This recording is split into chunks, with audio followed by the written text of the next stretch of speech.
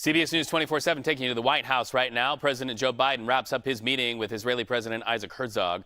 The two sat down to discuss a range of topics, including humanitarian aid into Gaza and the status of ceasefire negotiations with Hamas leaders. Here's what the Israeli president had to say about Iran. Listen. First and foremost, we have to get the hostages back home. I agree. And it all starts in Tehran. It all starts in the Empire of Evil, where in Tehran, with its proxies, they are doing whatever they can to derail stability and security and peace, calling for the annihilation of the State of Israel and seeking nuclear weapons.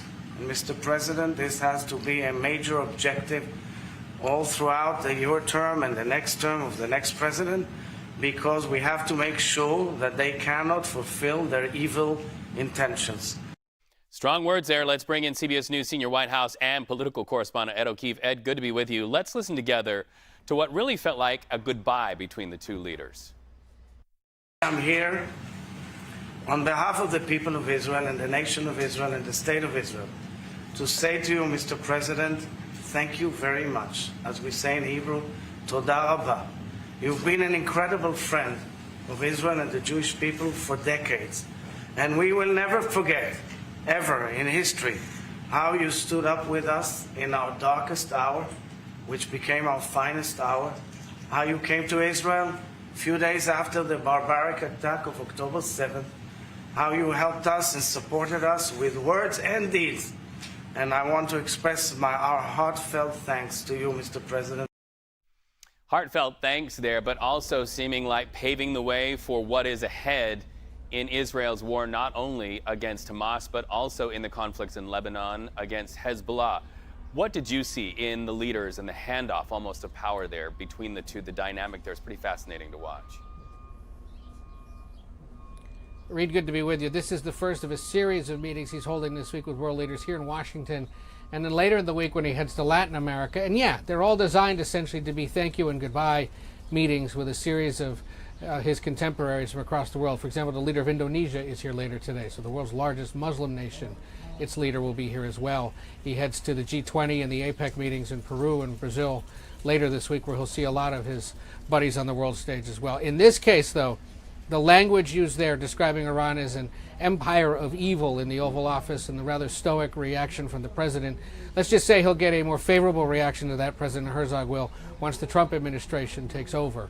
And while he's going to convey his thoughts on Iran, he may not find as much public support in those sentiments from President Biden, though there is an agreement, obviously, that they are involved in that. Hamas and Hezbollah and these other organizations are proxies of Iran.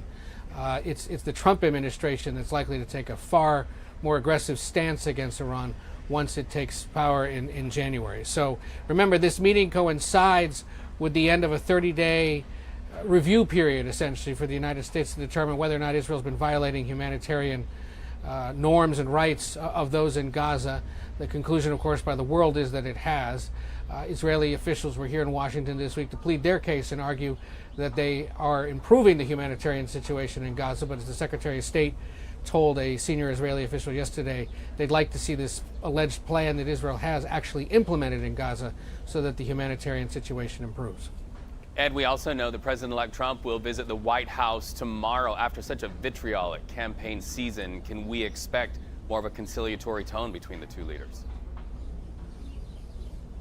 Oh, we'll see about that. What this does do, however, is demonstrate to the country and to the world that outgoing President Biden is willing to extend a courtesy that then outgoing President Trump did not to President-elect Biden roughly 4 years ago.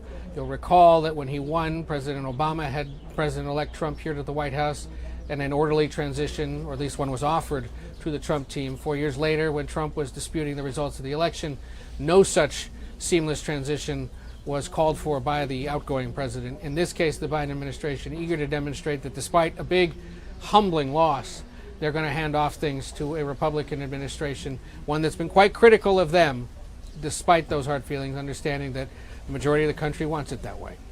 Ed O'Keefe, CBS News senior White House correspondent, thank you so much. We appreciate you today.